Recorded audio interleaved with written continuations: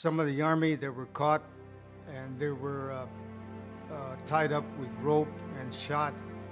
No, you could get killed just as easy one way or the other, but I think the Chinese were better fighters, actually. You know, they don't call it the Forgotten War for nothing. Nobody remembers Korea. There was a thought that the North Koreans would just sort of run as soon as they saw a few Americans. That wasn't the case. It was very, very hot in the summer and extremely cold in the winter. They charged the U.S. troops en masse, and the children were out in front. It was a terrible war, and it wasn't a police action, it was a war.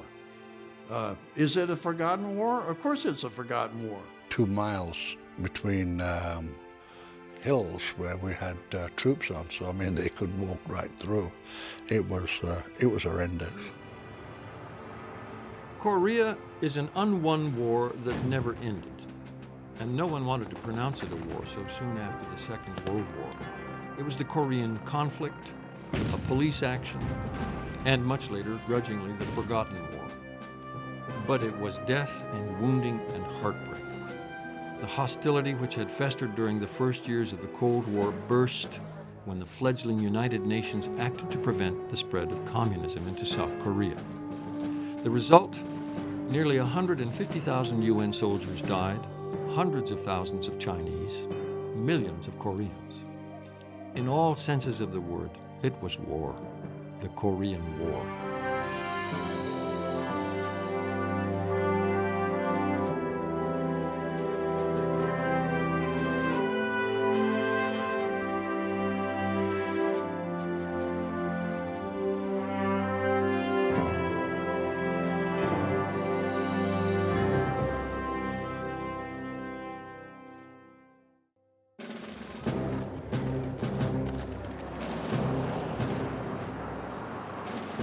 The overriding concern and the growing concern during that period of time was Russia, and a bit of a dismay, as I recall.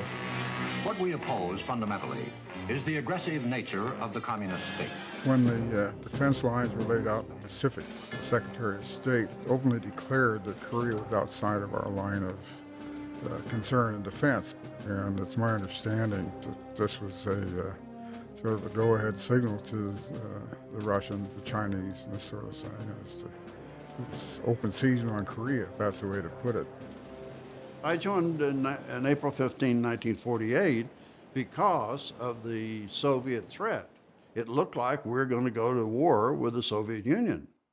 And as I say, Stalin was trying to take over, was already taking over Europe, the Eastern European countries. And this buddy and I decided we wanted to be where we wanted to be, so we joined the Navy. And because we thought there would be a draft and we'd end up in the Army, and that wasn't what we wanted to do. Well, I did 2 years in the Navy before the Second World War was officially over. And when I came back, I joined the Marine Reserves Unit because that was the thing to do. All my friends were there, and it was a good time to get together with the guys, you know, and go have a pitcher of beer after the meeting. All the guys were joining the Marine Corps because we were getting T-shirts, shoes, pants, and all the stuff, you know. We were proud to be wearing the Marine Corps stuff that they were issuing us. I was in North Africa. I was drafted, was conscripted in the British Army, and I was there. And I remember I was leaving, getting demobbed, and the officer said to me, "You're lucky you're leaving now because this looks like there's going to be a lot of trouble in Korea." And that's the first time I'd ever heard of the word Korea.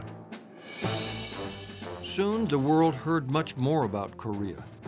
At 4 a.m. on June 25, 1950, communist North Korean tanks and troops roared southward. The invasion across the 38th parallel into the U.S.-backed Republic of Korea was a complete tactical and strategic victory, surprising both troops and civilians. And the newsreels were showing the refugees trying to cross the Han River Bridge as the North Koreans moved south. And I'll never forget that picture, that image of the refugees on that bridge, trying to scramble over the wreckage of their bridge was demolished. On the day of the invasion, the few American troops in country were mostly advisors. 2 days later, with United States backing, the UN passed a resolution to defend South Korea. First to enter the fight were the least prepared and the most surprised. I figure, well, heck, they got real Marines that fight this war, so we'll just go out there and relieve them and take care of the home front while they're gone, you know. It was a nice thought, but it did happen that way. We had a bunch of kids with us. So some of them were barely 16, you know, they'd lied about their age to get in the reserves. I reported to the skipper, he says, "Welcome aboard, Clay. Did you hear the good news?" I said, "No, sir." He says, "We're going to Korea." He was happier than hell. And I thought, oh boy. Nobody ever thought there was going to be another outbreak like the Korean War. We weren't ready. We never thought there was going to be another war. A lot of people didn't think we ought to be there. I, for one, we all had a different feeling. The whole country did. We were being pulled into something that so unlike the Second World War. I had not received a draft notice. In those days, once you got your notice, you were in the Army. And she said, "Well, Douglas, we mailed that to you." And I said, "Well, I haven't gotten it." She said, "Well, let me check the file."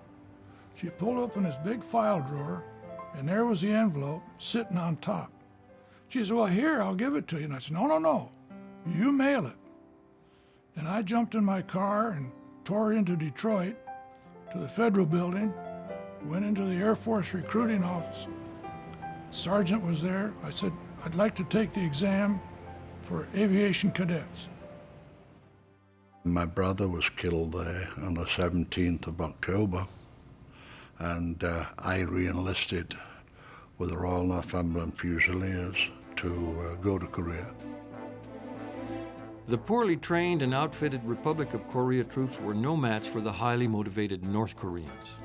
Seoul, the capital of South Korea, fell into North Korean hands in 2 days. In a month, North Korea controlled 90% of South Korea.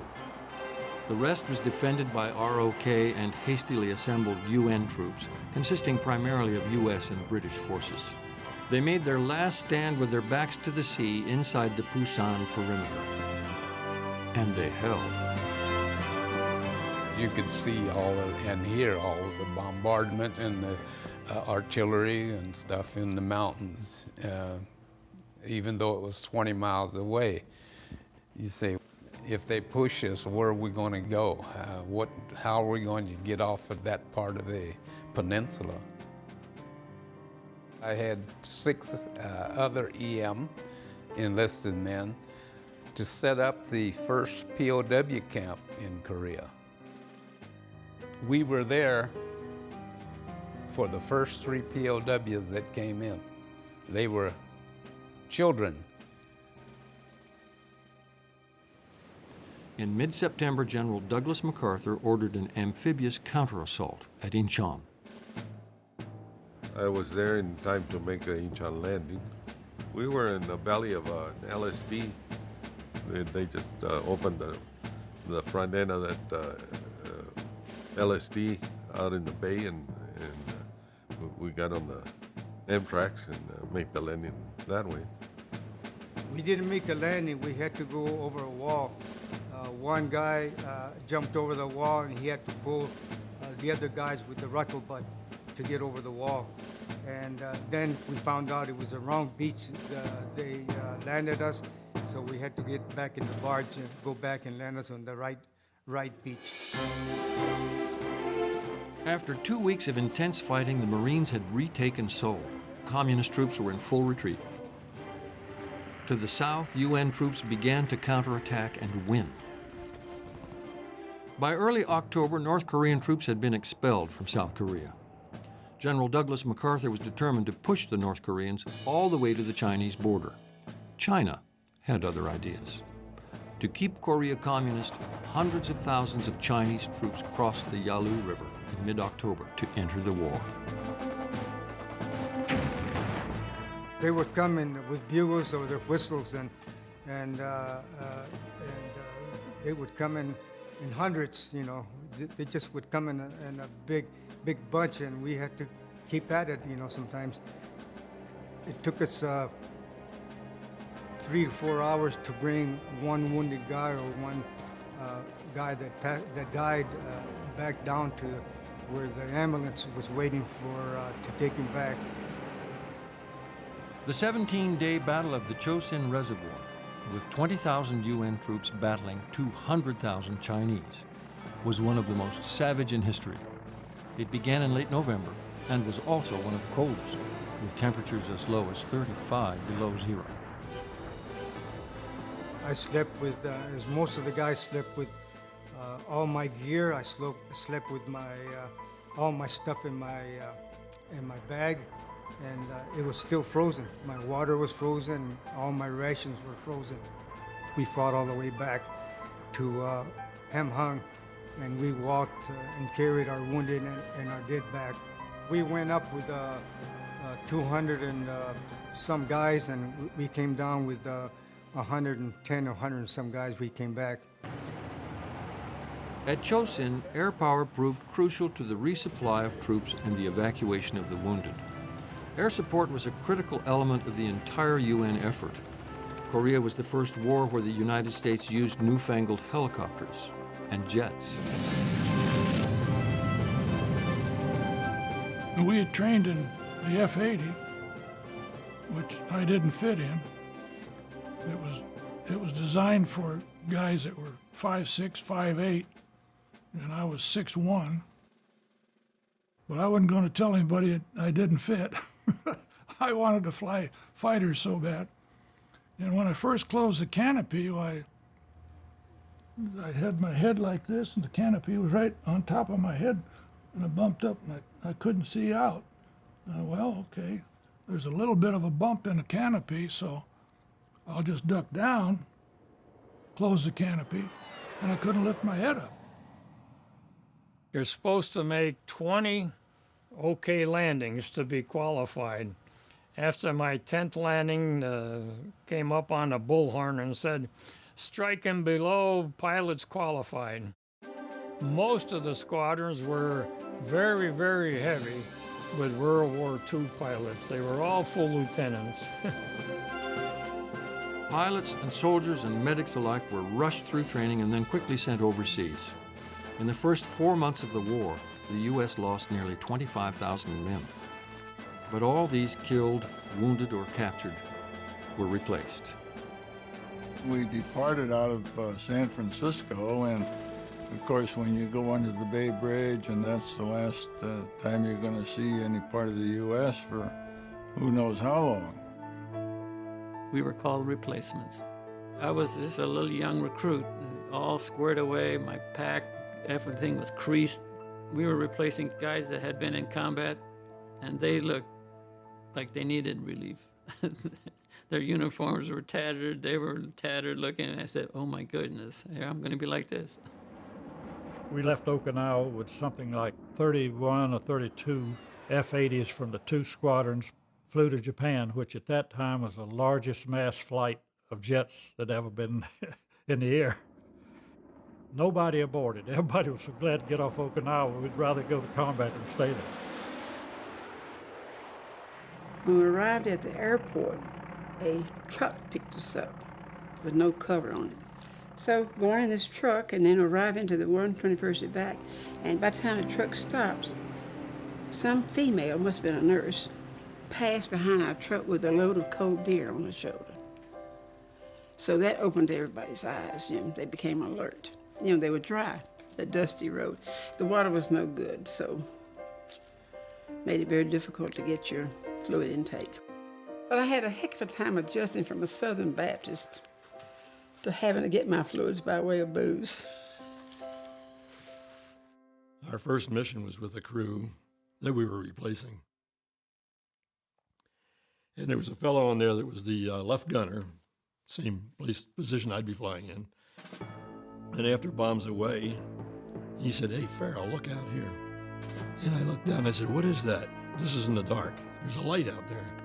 He said, "It's a MiG." I said, "A MiG?" My heart went right here.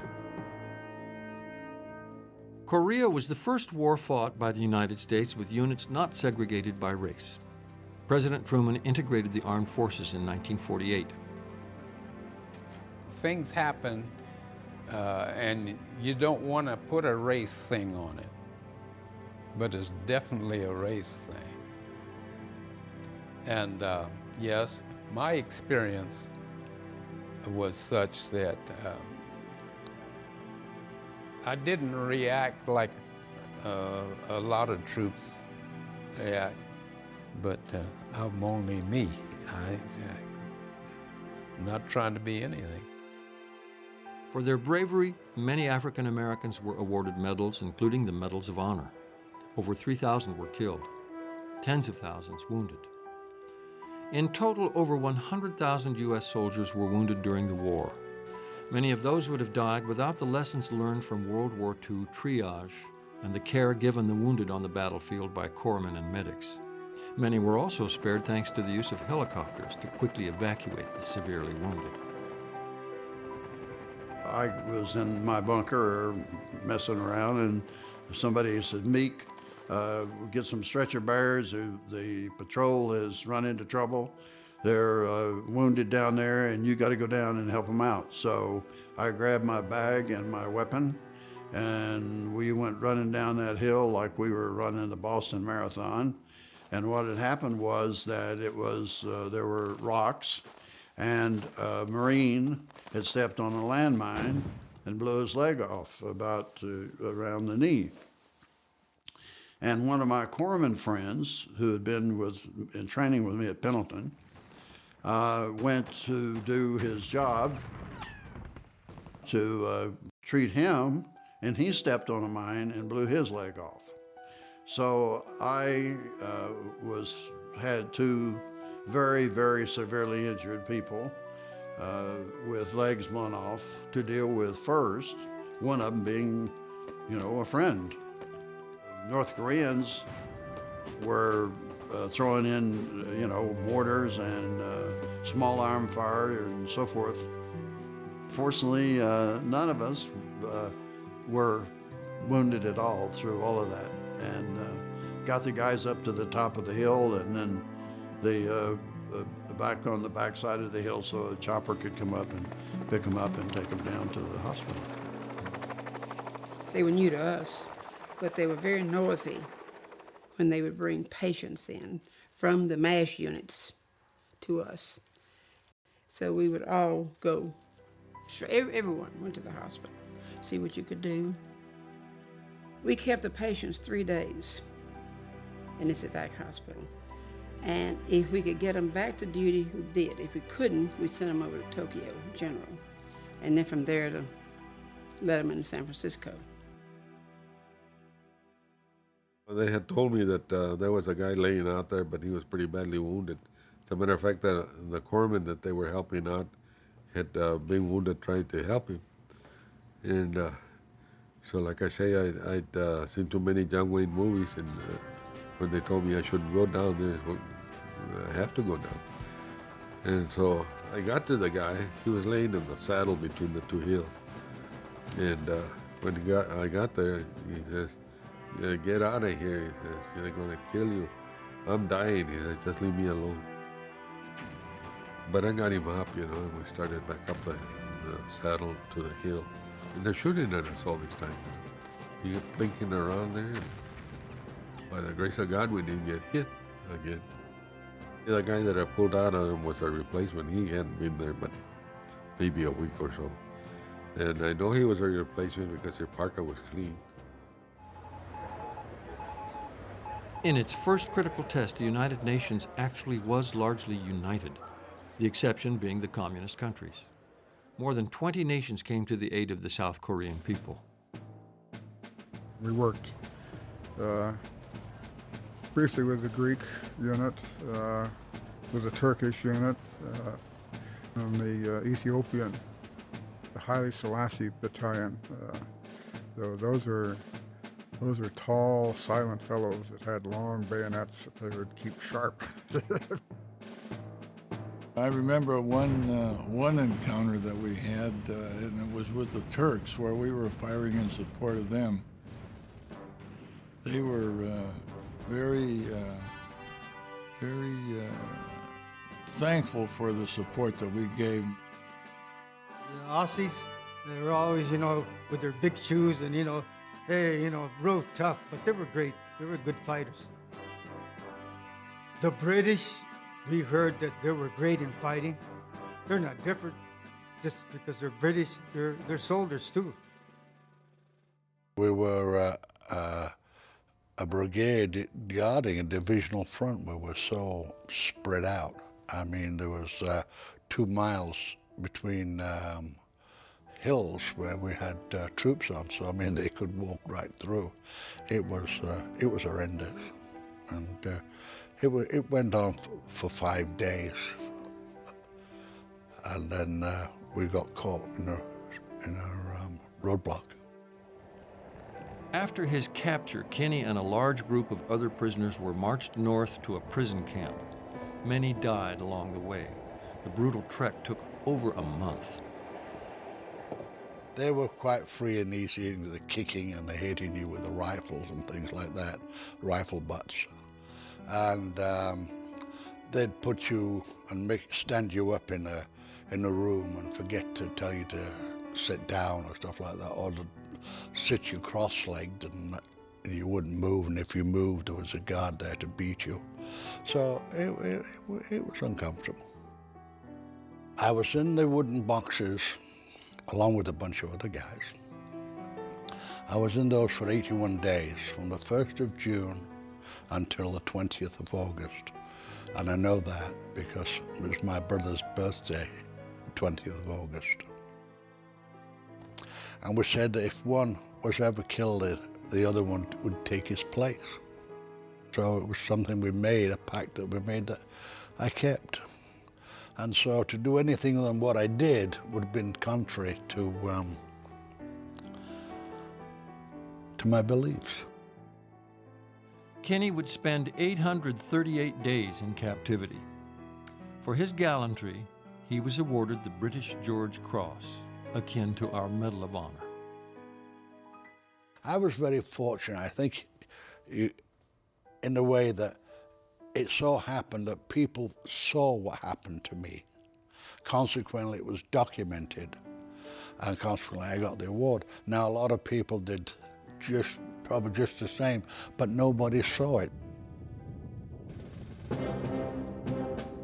By 1951, the Korean countryside and its people had been ravaged by the year-long war. Communist allies came to North Korea's aid to carry on the fight. So far, a few thousand Soviets fought, mostly in the air war against UN's superior air power. The Chinese, with hundreds of thousands of frontline troops, made a much deadlier contribution to the war. The Chinese, when they got into the war, had newer weapons and ammunition, American, than we did. So it was good to capture a hill once in a while so we could replenish our ammunition. You could get killed just as easy one way or the other, but I think the Chinese were better fighters, actually. And if you were going to get captured, you better get captured by the Chinese because they had a little more heart than the North Koreans. The Chinese had as a tactic the eeriness of the night with the bugle blowing and the yelling and the screaming and that sort of thing, and they felt that that would have an impact more so on us as Americans than perhaps the daylight. Quite a few times they would attack us at night. At first it was kind of scary, but after a while you got used to it. And all we had to do is shoot them down. So sometimes get right into us and have to use bayonets. You take 1 million troops, and in that war, in the Korean War, When they didn't have enough weapons to go around, the people without weapons followed until somebody was killed or downed and grabbed that weapon and kept going. They'd call them probes, you know, and they'd make probes, and we'd send up flares and some mortars down and machine guns and so forth. On April 5th, 1951, the United States ordered the unconscionable. Facing the very real possibility of losing the war, the Joint Chiefs of Staff authorized the immediate use of nuclear weapons in the event massive numbers of new communist troops should enter the war. Targets in Russia and China were selected. Atomic bombs were sent to Okinawa. But on the front line, in the fog of war, friendly fire accounted for some of the most agonizing casualties. And he let us have 2 rounds right in the group, you know, and that's what killed most of them. We lost about 6 guys. And here I am, you know, on the next hill, waving my arms, telling them not to shoot. Supposedly, nobody could hear me. and so he turns his gun to me, you know, and I says, and yeah, sure enough, he let go a blast, you know, and it hit below me, about 10 feet, and I hit on my neck and shoulder, dislocated my shoulder. At one time, I rode on tanks over them when we were going up the hill, and they knocked us down the hill. I rolled down about 50 feet down before I get a hold of something. And they killed about 3 or 4 of us. On July 10th, 1951, peace talks began near the 38th parallel.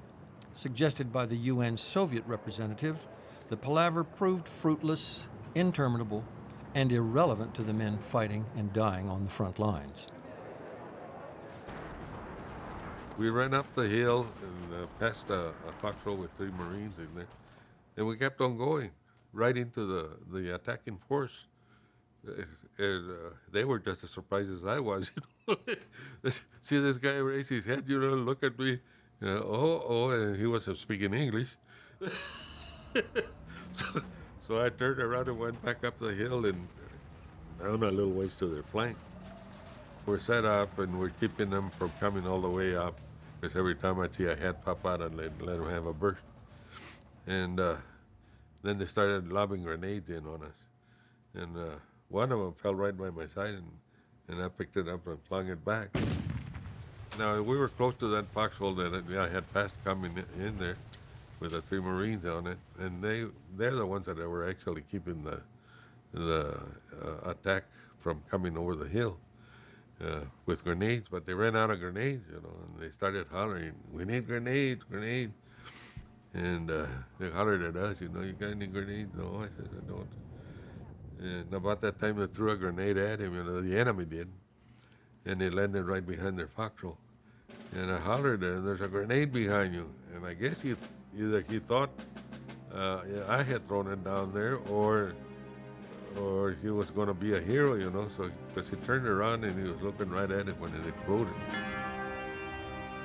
Pork Chop Hill, and I think it was Hill 206. And we were firing just automatically as fast as we could go, and the shell casings were there as evidence of really an extended and prolonged firefight. As was said by General Matthew B. Ridgway, who succeeded General MacArthur in April 1951, artillery has been and remains the great killer of communists. Artillery fire in Korea was coordinated by observers positioned with the front-line troops.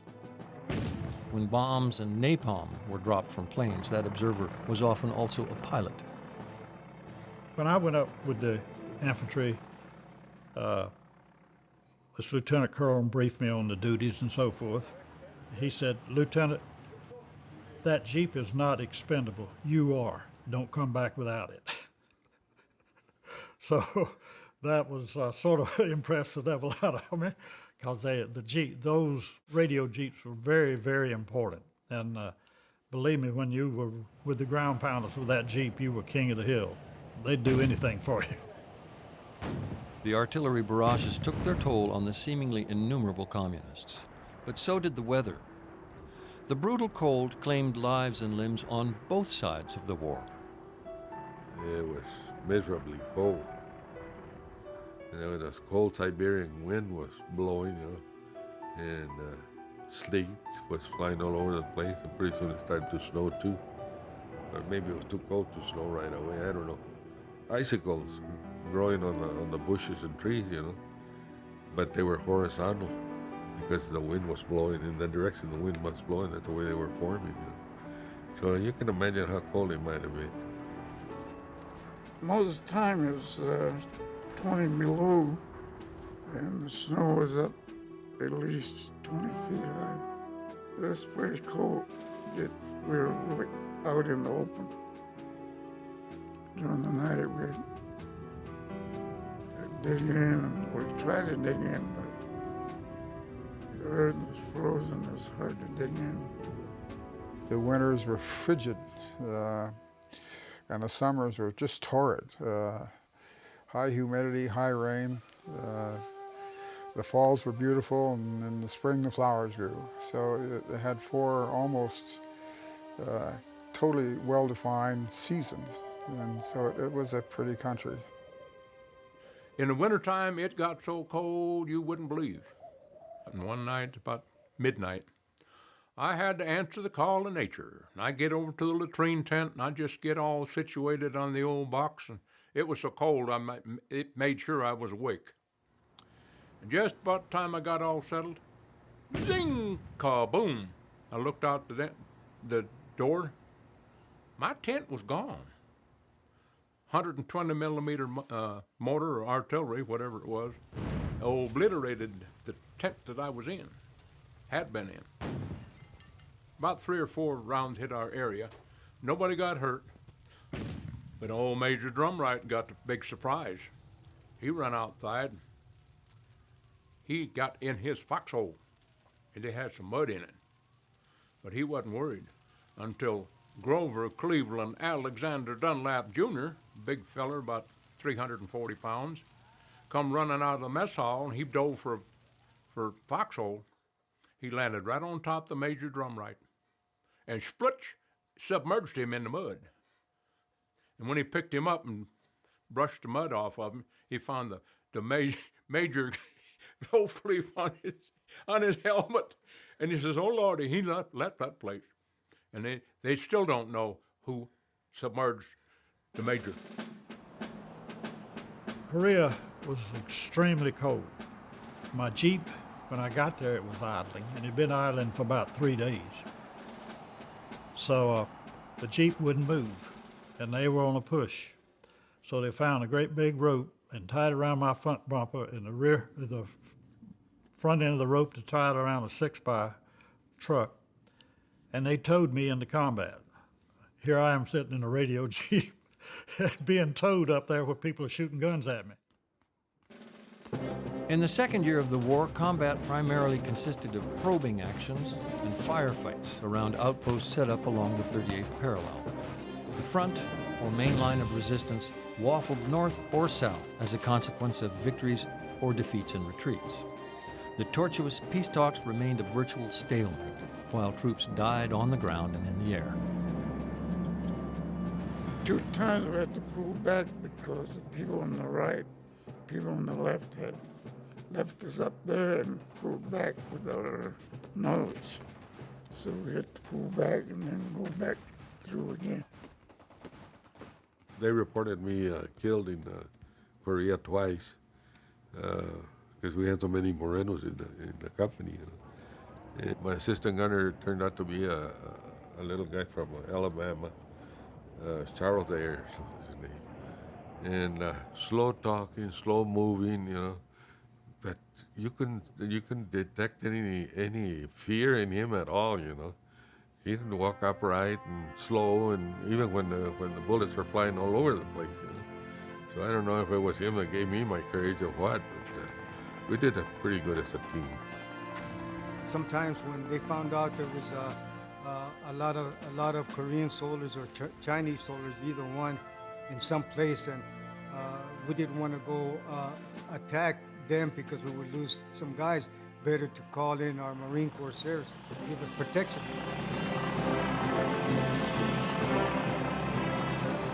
They would come in, and I mean close support. If we were on top of a hill, we almost could put our hands up and touch their crooked wings. You know, we would yell out, give them hell. Dirty guys, you know, give them hell, you know, we're proud of you and all that stuff. We caught a column of probably at least 100 trucks. It was a lot of trucks, believe me, and a couple of miles long. They caught them where they had on the west side of the road, there was a sheer cliff about 10, 12, 14 feet high. The right side of the road was clear, nothing but farmland, flat for miles. The Chinese were on the hill above them, you know, on the top of that bank. And there was a radio jeep with those troops, with the trucks, that was begging us to strafe the ditch alongside the road. And I wouldn't do it. I told them I'm not going to do it because it's too close to them. We stayed there as long till we ran out of ammunition and fuel. Next day, I flew up the same way, and all these trucks are there, but there wasn't any sign of life anywhere. You just think of all those people down there that with no place to go, no hope, and we couldn't do anything for them except kill as many of the other side as we possibly could before they got killed. So. It was all frontline close support missions. When we got over the front lines, they started to let us down to hunt for a target of opportunity. And I hadn't gone maybe 15 minutes, and here was this humongous hole. And I looked into that hole, and here were these engines, steam engines, and up and down, chug, chug, chug, moving stuff around. And the reason the hole was there is because the heat from the engines had dissipated that cloud cover. Well, it was like shooting fish in a barrel. Generally, the worst thing about it, you never knew what you did. You know, they'd call you in and say the troops on the hillside there, and you'd strafe and all this kind of stuff, but you didn't know what you did. You don't, when you're close air support, you don't know what's going on. You don't have big guns going off around you. And but if you look back over your shoulder on a overcast day, a dull day, you see hundreds of little flashes where people are firing rifles and machine guns at you. In fact, I had a friend that was hit twice by small arms fire. Most of the land-based sorties were flown out of nearby Japan. The planes with the most time aloft for combat were those launched from aircraft carriers closer to shore. Our main function, of course, was sending the jets over to North Korea. I think we had 4 pilots were killed, either coming in or taking off. And we had 4 guys that was on the crew, and one of the choppers came in and caught a crosswind and turned the chopper over. And there was guys standing by the island, and they 4 of them got killed, and a few of them got lost limbs and stuff. And we buried them at sea. We had Big Task Force 77. Our main function was to protect the carriers and the battleships, and the destroyer's main function was. And also to pick up surviving pilots that had to bail out. We'd pick up Air Force pilots, we'd pick up Navy aviators. Most of the time we could see them coming down the parachute. They would eject close to the ship. There's a tradition in the Navy, when you pick up a Navy pilot, they're supposed to trade you ice cream to get the pilot back. And sometimes we get 5 gallons of ice cream, and that didn't go very far with 300 guys, but that was okay. Naval battles and warfare had played a much bigger role in World War II, and it was those veterans from all branches of the service that played a crucial role in the Korean War. We had some World War II guys that were older than I was, and I said to myself, if those guys can do it, I'm gonna be right in back of them. I'm gonna survive. If they can do it, I can do it too. We had 5 officers, 4 of whom were recalled reservists, and picked up and left families, children. Many of them, had been in the service for several years, and at that point had just started careers but were hauled back in now, and many had decided they might stay in because some of them had given as much as 15 or 18 years to the military. And had some had established practices at home, law practices or businesses. These are the guys that really had to be admired.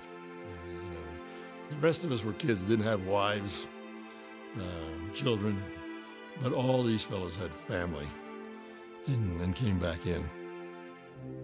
Whether they were dodging bullets while building bridges, or slogging through trenches, or flying day after day after day, troops liked to personalize their surroundings. Jerry's my younger sister. I was assigned this aircraft, 047, and thought, well, I'll just put her name on it. The scarf was,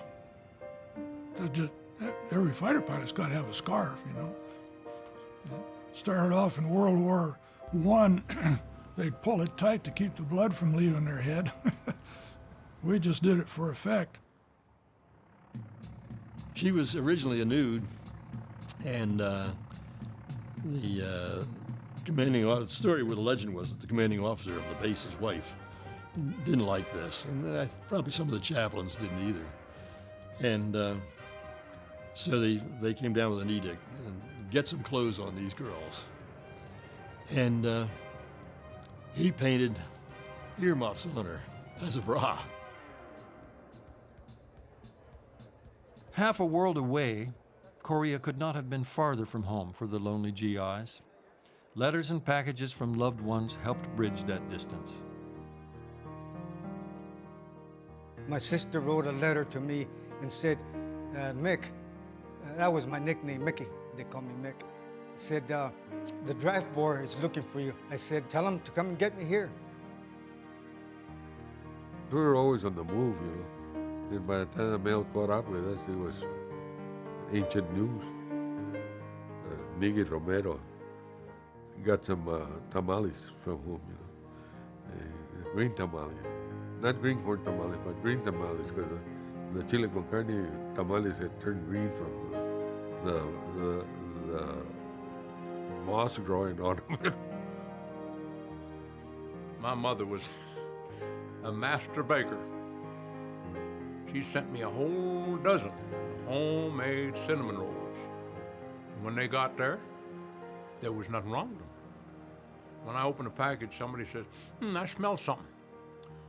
I said, yeah, fellas, I got me a whole dozen of homemade cinnamon rolls. Now, I still got my carbine laying here, and ain't nobody go mobbing. But I'm gonna eat one of them all by myself. And I'm gonna cut up the rest of them.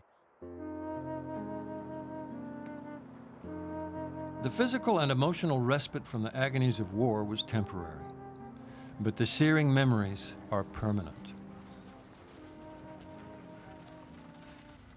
I'm going back down there. I don't know if there's any more wounded there. There's a lot of weapons laying around, and I wouldn't want the Chinese to get them.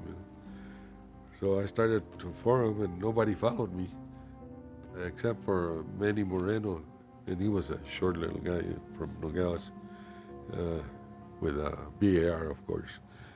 And he said, "Vamos," he says. He started working. No, not you. I said, his wife was pregnant, expecting a baby any day.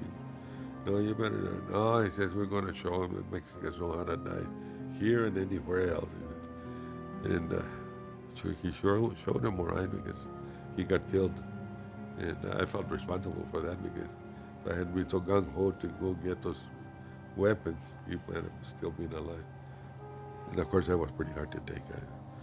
I say I cried in Korea twice, and that was one of the times that I cried, losing him.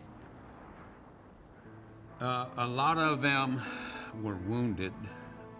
I saw POWs with belly wounds, face half shot off, and they were still alive and gasping for air, blood gurgling in their throat. It was very traumatic. But they came in fast and heavy. I really don't know how many was in that camp. Those left on the battlefield after the last major territorial exchange of the war had to endure nearly 16 more months of fighting and misery and death as the peace talks dragged on.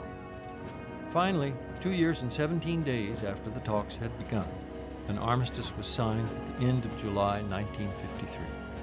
That ended the war, but not the conflict. Briefed at 4 in the morning.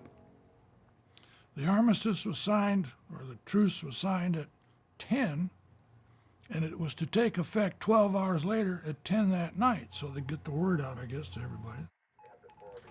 And I thought, at 5 o'clock, those guys up at JOC, Joint Office of Command, are going to break for their martini, and that'll be it. So we don't hear by 5 o'clock, we aren't going to go. Well, we didn't. We didn't hear by 5 o'clock. 5:05, the telephone rang, and the message was Scramble 01. That was the first mission that was briefed for the day. So at 5:05, we would go out to aircraft. That was the only time that I actually felt weak in the knees when I went out to the aircraft, and we always did a 360, check everything, pull the pins on the landing gear. As soon as I got into the cockpit, got strapped in, everything was fine. It was just back to, this is the routine of the thing. A generally thankless nation awaited the returning heroes. Fresh from the battle lines and foxholes and cockpits, they streamed home and began their life anew. The returning vets' arrival was much different from the experience of the World War II veterans. They just were happy to get home, unloaded troop ships, and everybody was happy to see them, and everybody got a big welcome home. So, very different from Korea. When I come home, no job. And I went unemployed for 10 months before I could find a job. I think people were sick of war, Oh, you went to Korea, so what? That's what I felt. The attitude was of people that were non-military. I went to dozens of companies apply, and you're too old. Oh, you don't have the experience in this field. I went back to the bottom of the pay line, And nobody was home. I called from the airport. Nobody was home. They were all working. I got home, and by then my sister had gotten home from work. And she saw the cab, and she rushed out. And the cab driver watched all this, and I turned in to pay him. And he wouldn't take anything. He wouldn't take a tip. He wouldn't take the money. He said, "Merry Christmas, pal." That was our celebration. It was great. Yeah, I'm sorry.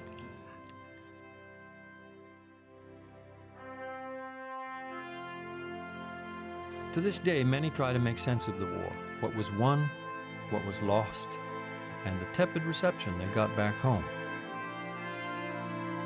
Some find solace in the words inscribed on the Korean War Memorial in Washington, D.C. It says, "Our nation honors her sons and daughters who answered the call to defend a country they never knew and a people they never met." People don't remember. There's no historical background to the fact that we were not attacked in Korea, but we went to help.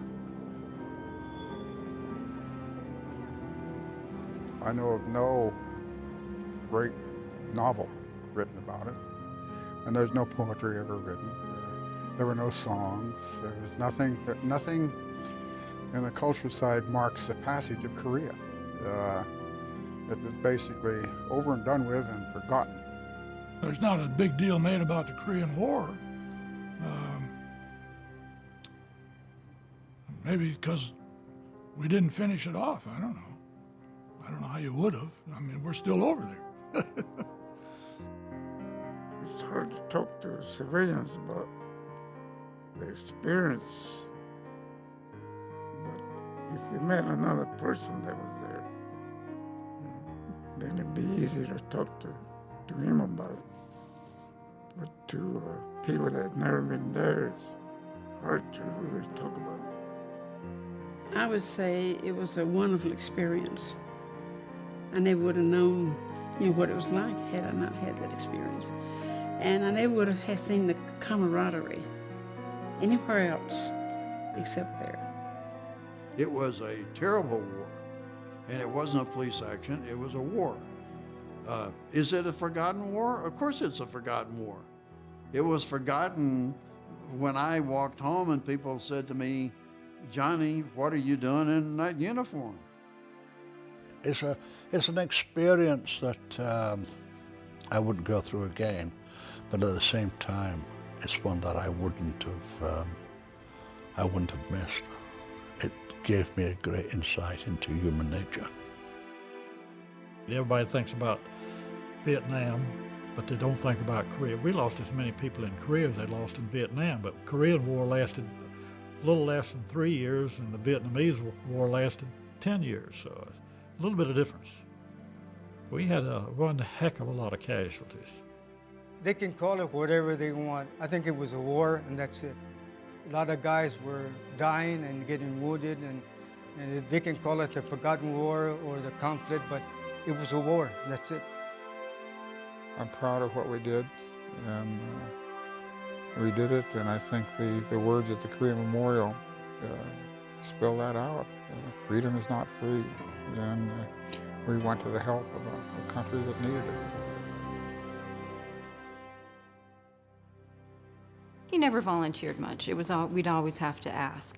He always could turn it around and make it funny.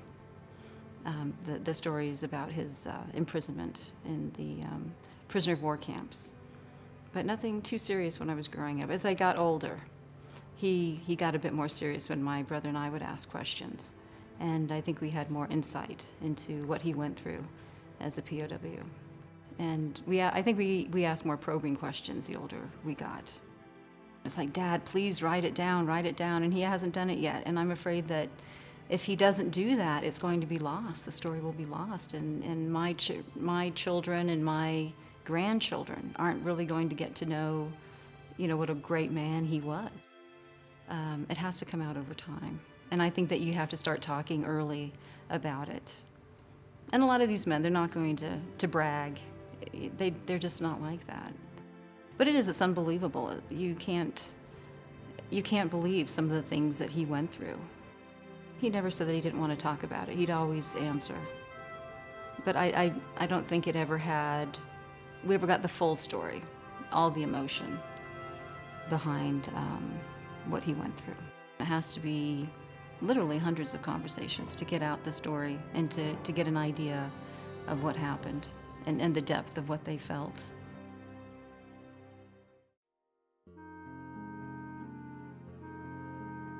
That event has permeated his every being. We as children or partners or wives and husbands need to be more in tune or more aware and work together as a unit to understand what's happened. It's only until more recently where he's been able to kind of express himself and truly let himself come out in terms of the war. I would say to definitely take the time to ask what happened and to kind of delve more into the emotional aspects. There's so much that you see in combat and people dying, and it's important to be able to verbalize that and be able to express yourself and your emotions and what's happened to you and how your life has been affected. Time's limited as they're getting older and we're getting older, that it's really important to make that effort. When we go out with any of the guys, they always talked with their hands, and You know, a jet pilot can't talk without using those hands. All of those boys and women that lost their lives and were injured over there, and they all have stories. That's part of our history. They should know that history, and that their grandfather and father was over there and doing those things.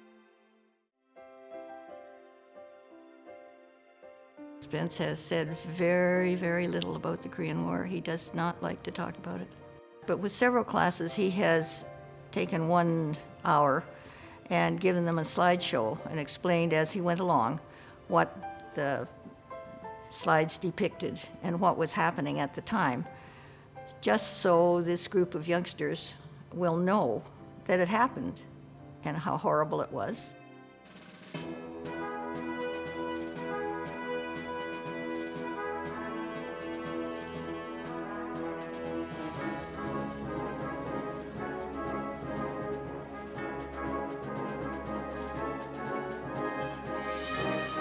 Learn more about Unforgettable, the Korean War online at pbs.org. Unforgettable, the Korean War is available on DVD. To order, visit shoppbs.org or call us at 1-800-PLAY-PBS. These are some of the hard-fighting Marines cut off by the communists. In the sub-zero weather, they make camp, knowing they will not be abandoned to a relentless foe. A mighty force of B-29 bombers pound enemy key positions in round-the-clock raids that stall communist supply lines. Awaiting an agreement between the opposing forces, the Allied troops maintain a constant alert on the ground, in the air, and at sea.